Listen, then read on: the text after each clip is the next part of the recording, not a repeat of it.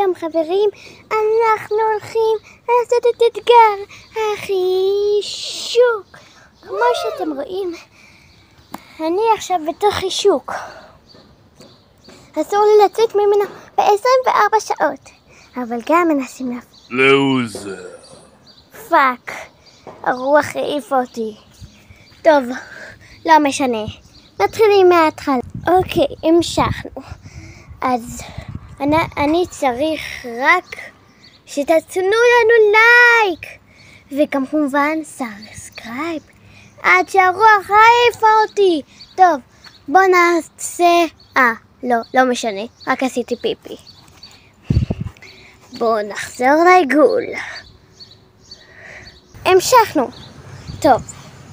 אז עכשיו בשביל שאני לא יעוף לשם מקום, עכשיו מלטפים אותי.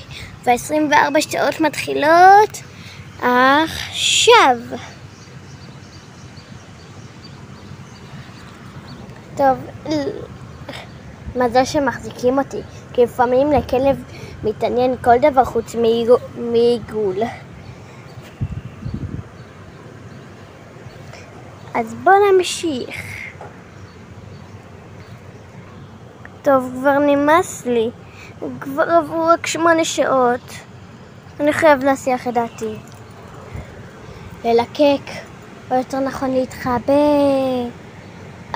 שיט, נפסלתי באתגר. עכשיו צריך לחזור. רק אעשה פיפי או משהו. כן, פיפי.